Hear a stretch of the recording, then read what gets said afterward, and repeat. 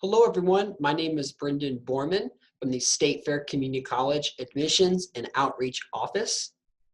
Together, the Admissions Office and our Financial Aid Office at the college have partnered together to create this presentation to help seniors get ready to complete their FAFSA and ready for all other financial aid information, such as scholarships, such as student loans.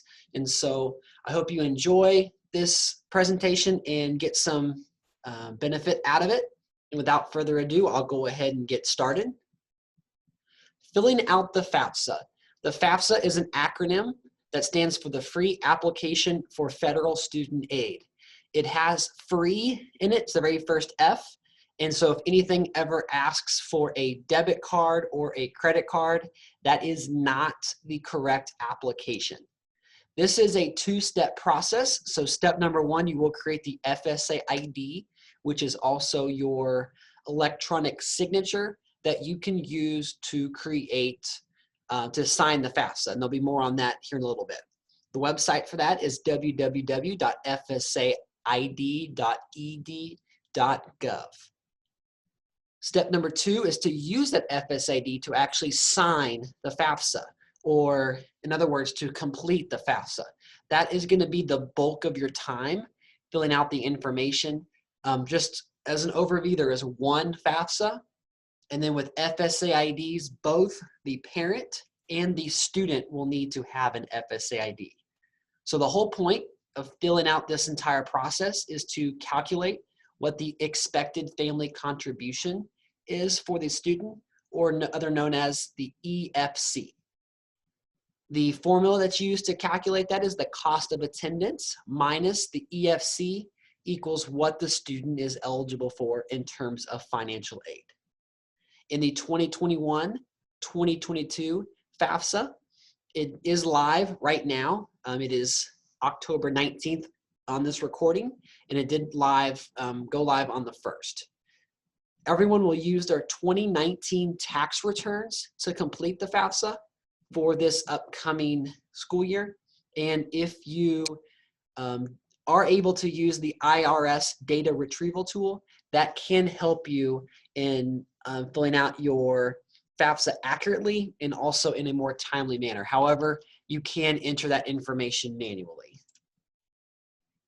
This is a quick screen grab on what it looks like to create your FSAID.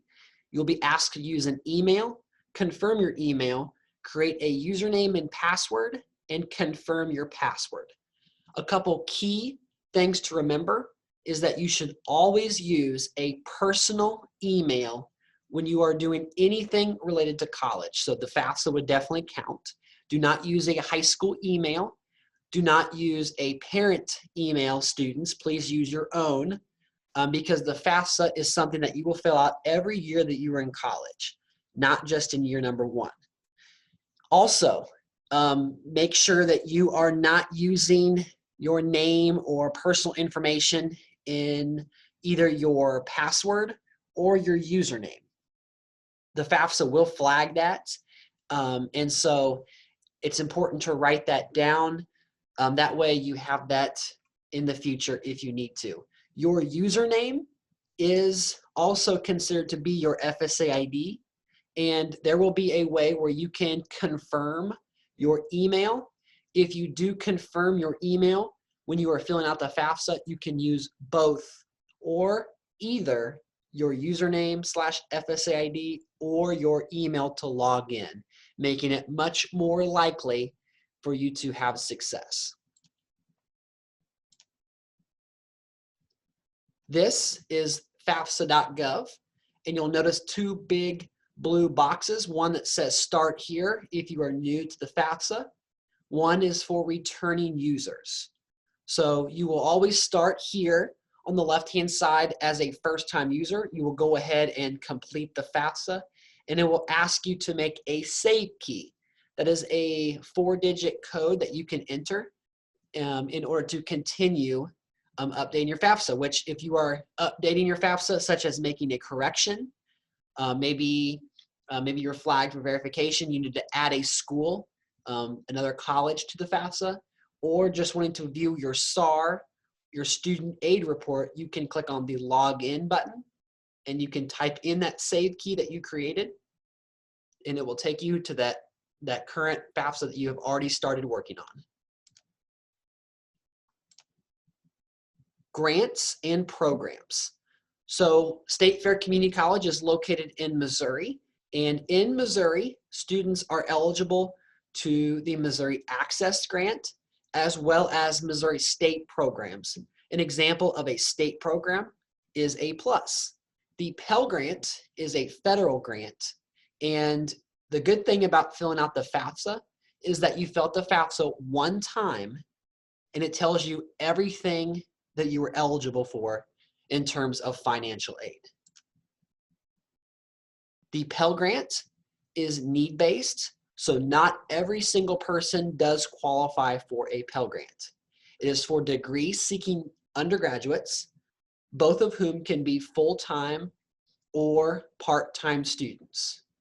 For those of you who are wondering, in order to be a full-time student, that means you must take at least 12 credit hours during the spring or fall semester, or 6 credit hours in the summer.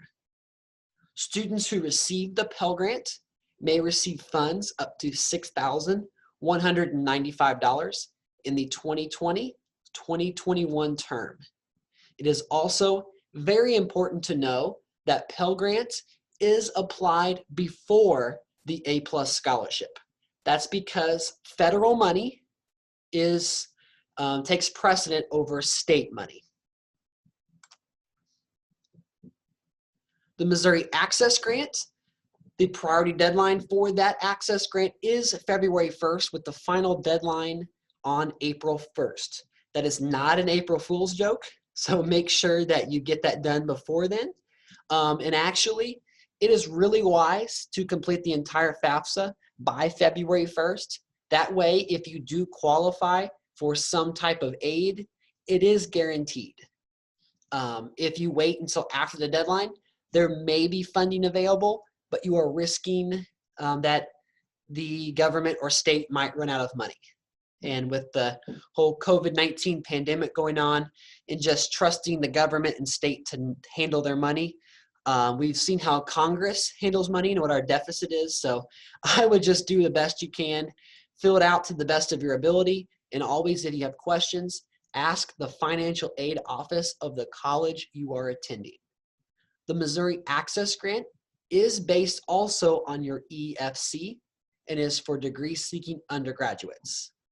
It's for full-time students, so only full-time students, and you must achieve a GPA of a 2.5 or higher each semester.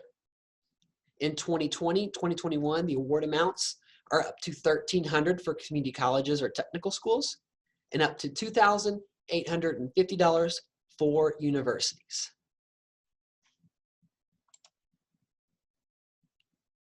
There are some other Missouri state programs.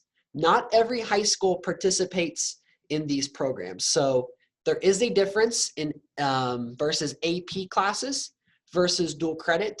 And so you might ask your high school counselor if you have any questions. But for advanced placement, the incentive grant, you must achieve 2 grades of a 3 or higher on an AP exam in math or science. You receive an award under Access or A+, and you must meet all their qualifications. You must submit an application, and there's a one-time award of $500. There's also the Bright Flight program. It's a really great program. It's a great incentive for you to take the ACT, the American College Test, over again if you did not do so well the first time. A lot of colleges use that for admissions. For example, to get into Mizzou, you have to have a 24 on your ACT. But here at State Fair Community College, we are open enrollment. And so while we do take placement tests, there is no minimum score to get into the school. However, if you do receive a score in the top 3 percentile, you may be eligible for additional aid. This does say that we did take this information directly from their website, that an ACT score of 30 or higher is up to 1,000, and the ACT score of 31 is 3,000. Basically, the last 8 or 10 years or so, 31s have been awarded aid and 30s have not. They've always run out of money. And so I would definitely strive to get to that 31 level or even higher, because students are testing even better and better the more and the longer that these awards and tests have been out there. So good luck if you are trying to get the Bright Flight Scholarship. The A+ program is a really great program that many students take advantage of here at State Fair Community College. Now, most high schools have a A+ coordinator, or that may fall directly under the high school guidance counselor. So if you have any questions, make sure you talk to your representative. But it's very important to know that the A+ scholarship is awarded by the high school and it is recognized by the college. And so you will have a final A+ seal on your final transcript. That way the college knows that you've met all of the criteria. A+ scholarship pays for tuition and some fees. Now, it can be a really great deal, especially at a community college where you can get more bang for your buck. But it's important to know that A+ will pay fees that all students pay, but maybe not specific course fees. For example, if a student takes an online class that is also offered on ground, that online technology fee is something that not all students would pay for. And so while the A+ scholarship might pay for the base tuition for that class, which is still a great deal, the out-of-pocket expense might fall on the student to pay that technology fee. The maximum reimbursement rate for 2020-2021 is $181 per credit hour. So you can look at different schools across the state to see what their tuition rate is.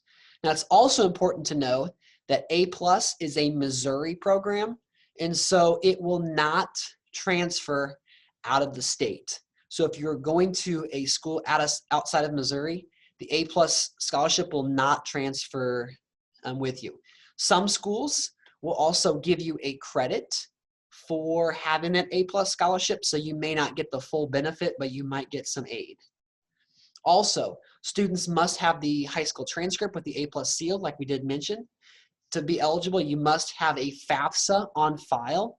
So the FAFSA basically is a way that schools can make sure that they are awarding aid in the proper manner. And you must be enrolled full-time and earn a 2.5 or higher grade point average. Now, A+ does give you a little bit of leniency the very first semester. You can have a 2.0 GPA, but you must have earned a grade in at least 12 credit hours each semester. So that's being a full-time student. A+ will expire.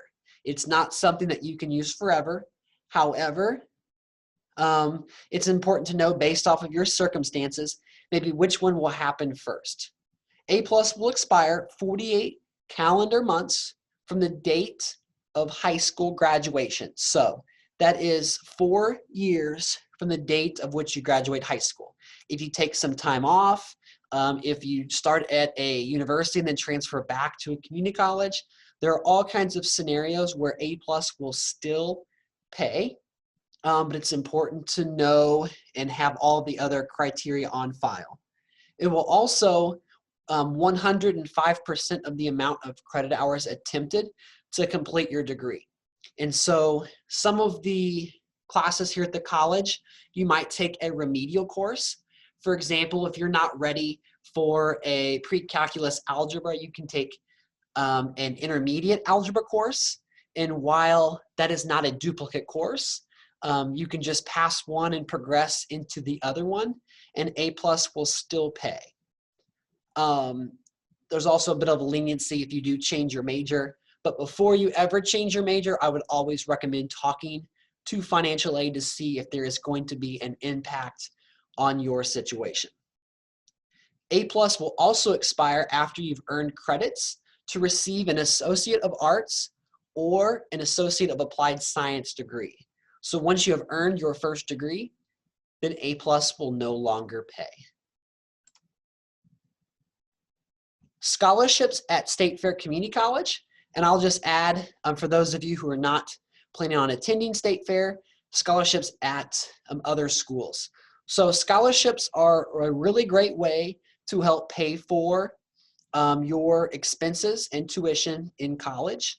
They can range from performance to merit or academic, foundation or endowed, or in general, also look for community scholarships that your high school counselor or other local businesses might be offering. So specifically for State Fair, we do offer athletic, fine arts, spirit squad, student government, student ambassador, different scholarships that can be awarded in terms of credit to the account, merit or academic scholarships, so how well you did on your ACT score, what your class rank, things like that. Your volunteer hours in high school, those can all go a long way. We also have foundation or endowment awards that are based on your degree program, where you're from, maybe what county, what high school you attended, things like that. Now the good thing is, instead of having to apply for many scholarships, we do have one application that is located on our website. The applications open up on November the 15th, and the priority deadline is March the 1st. As a side note, that's also the date, March 1st, that our resident halls, our dorms on campus, the application goes live. So a very important day, March the 1st. In the 2019-2020 scholarship year, State Fair Community College had the ability to award up to $255,000 in scholarships. Now, you may not be eligible for every scholarship, but please fill out the application and do it entirely and to the best of your ability. There are 2 essay questions, and one is 400 words or less. I believe the other one is 500 words or less. So just take a little bit of time, write a good essay, and let us know why you deserve a scholarship. We also have a work study program, and it's just like it sounds. You work and you study. So this is something that is need-based. So not everyone can become a work study, but there is a question on the FAFSA where you can check mark that you do want to be a work study. You are interested in that position. Then you will fill out an application for the desired department on campus, and then you'll check out the school's website for more information, go through an interview process, and hopefully get the job where you can meet people on campus. You'll get paid an hourly wage.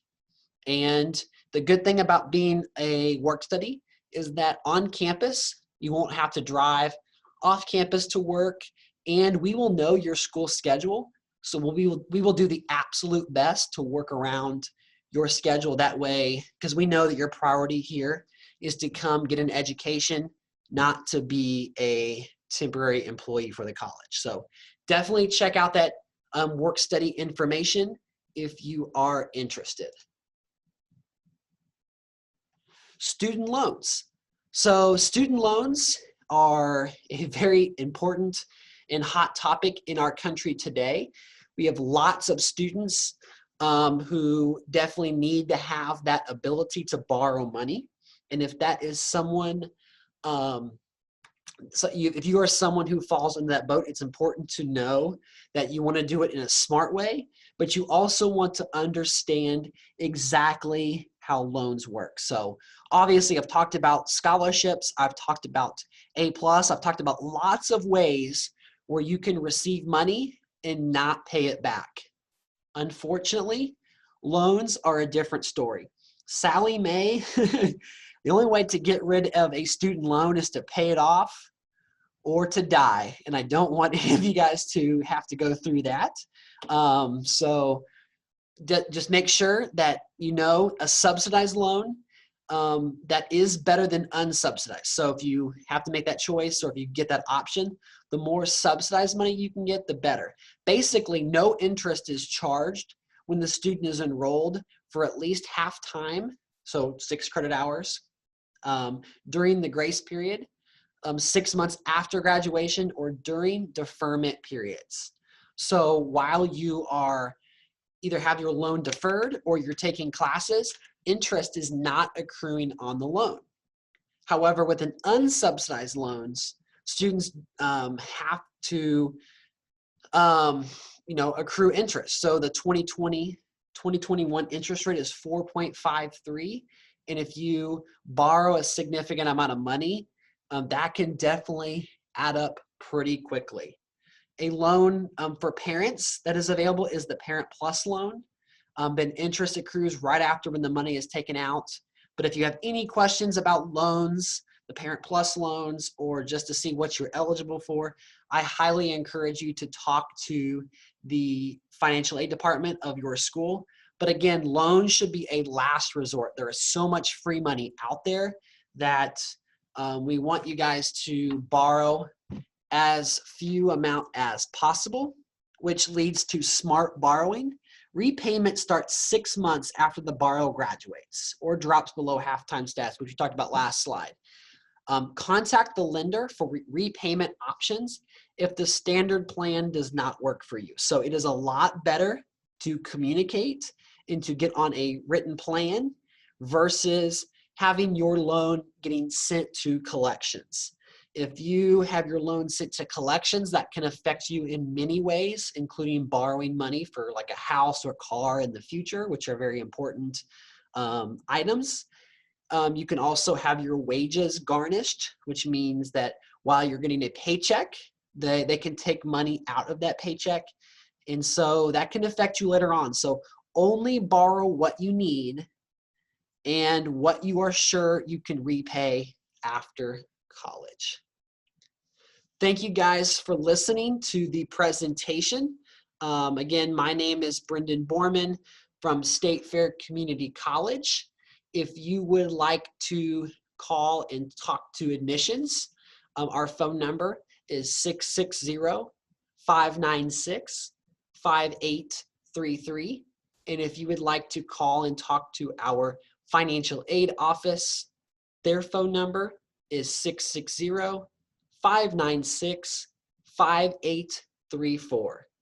Best of luck in the future, and thank you so much for listening.